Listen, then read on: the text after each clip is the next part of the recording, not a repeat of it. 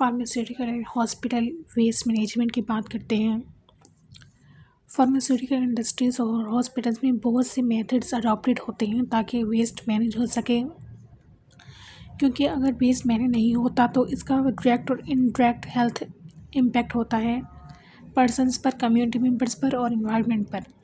इसलिए proper management of health care waste ज़रूरी है और ये डिपेंड करता है गुड एडमिनिस्ट्रेशन पर, ऑर्गेनाइजेशन पर, इसके अलावा एडिकेट लेगिस्लेशन पर, financing and active participation of trained and informed staff.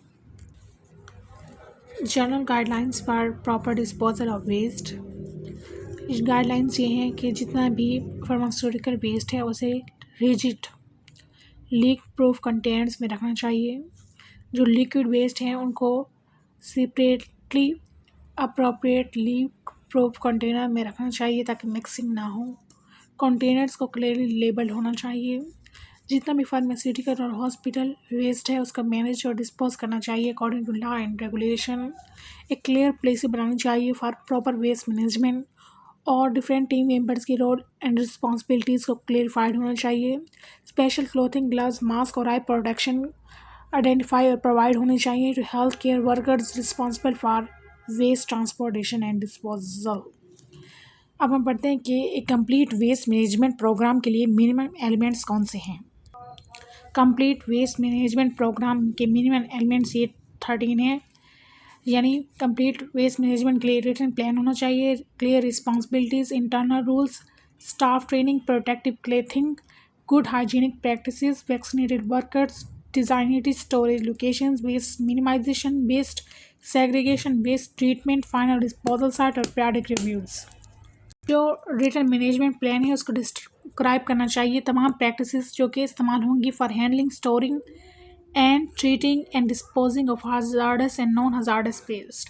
Clear responsibilities, जो टीम वर्कर्स हैं उनकी रिस्पॉन्सिबिलिटीज़ को क्लियर होना चाहिए ताकि वर्कर्स अकाउंटेबल हों अपने टास्क के लिए। रिटन इंटरनल रूल्स जो होंगे वो गाइडलाइंस प्रोवाइड करेंगे during the process of generation, handling, storage, treatment and disposal of waste.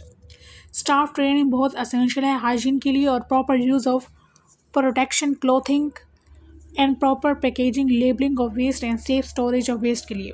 Protective clothing में वर्कर्स को स्पेसिफिक टाइप ऑफ क्लोथिंग देनी चाहिए, जैसे कि सर्जिकल मास्क हैं, ग्लव्स हैं, aprons and boots and to protect them during collection of infectious waste. Good hygienic practice good होनी चाहिए। वर्कर्स को अपने हैंड्स और फेस रेगुलरली वॉश करते रहना चाहिए with soap and water. Vaccinated workers को वैक्सीनेट होना चाहिए against the infections. Designated storage locations proper label और कवर्ड होने चाहिए and they should not be near patients और फूड। वेस्ट मिनिमाइजेशन, ये तो आम बात है कि जितना कम वेस्ट होगा उतना हमें कम मैनेज करना पड़ेगा। The less waste generated the less there is to manage. इसलिए हमें चाहिए कि हम कोई भी वैल्यूएबल केमिकल्स या फार्मास्यूटिकल्स को खामखाही वेस्ट ना करते रहें, यानी unnecessary waste of valuable chemicals and pharmaceuticals should be avoided through good inventory control practices. Waste segregation का मतलब होता है वेस्ट को एक जगह पे इकट्ठा ना करना बल्कि डिफरेंट जगह पे सेग्रीगेट फैला देना।